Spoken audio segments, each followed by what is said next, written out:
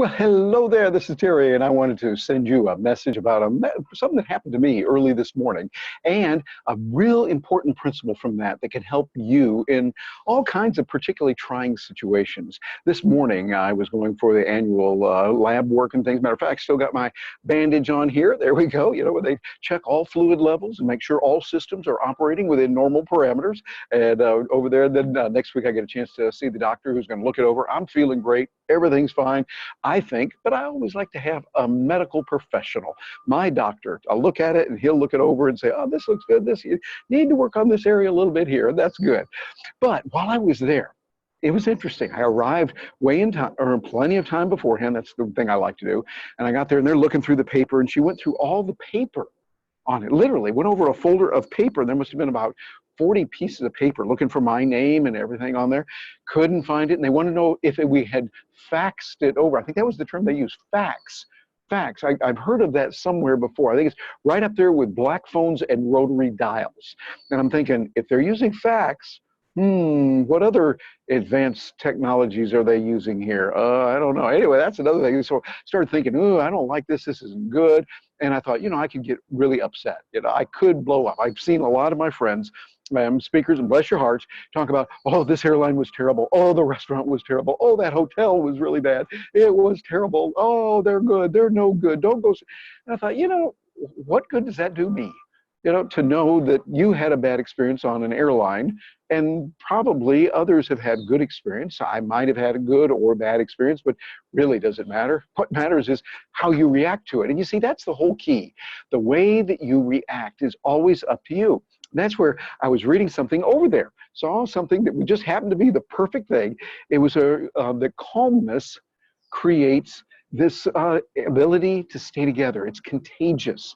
Calmness creates contagiousness, and calmness is contagious.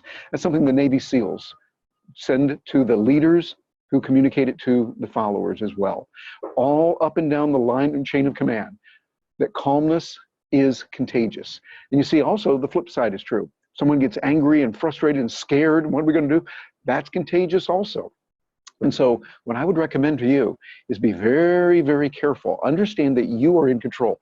There are times, like at the hospital there, when I had to, by the way, they couldn't take care of it. I had to go upstairs to where I was, to my doctor's. I was like 3 floors up there, and they hadn't arrived. So I stood, there was no chairs in the hall. I just stood there for about 15 minutes or so. And then I thought, it's up to me. I don't have to get upset about this. I can choose to be upset. I can choose to be angry or say, oh, they're bad or whatever, put a post out on Facebook, but no big deal, just a little bit.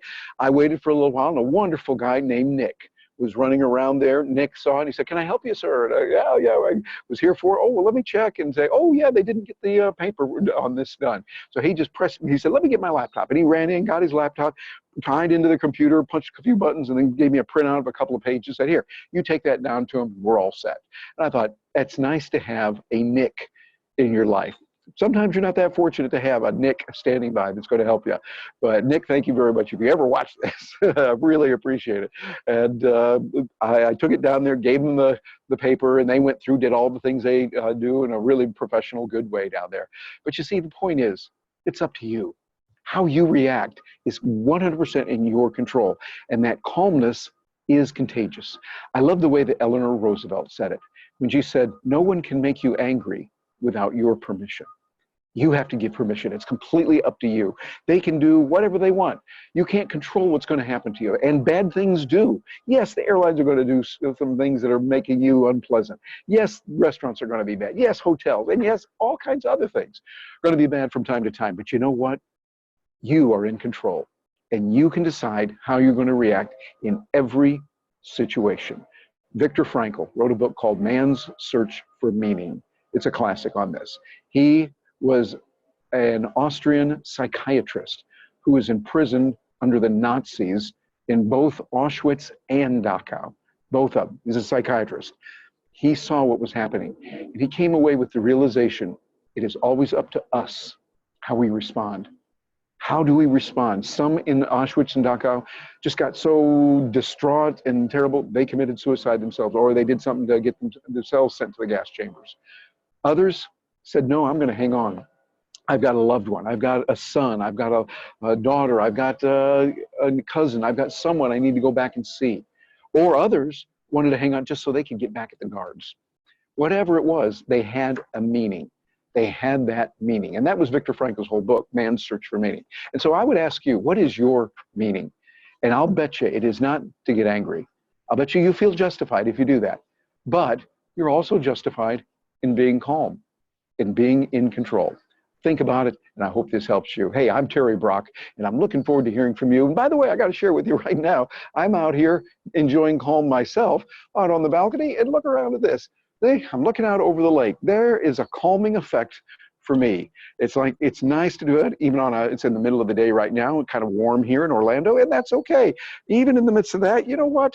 I can sit down here like this, and I can then decide I am going to get a chance to be with you. I'm going to get a chance to talk with you and have a great time. So thank you very much for joining me, and I'm looking forward to hearing from you. I hope that you have a wonderful day.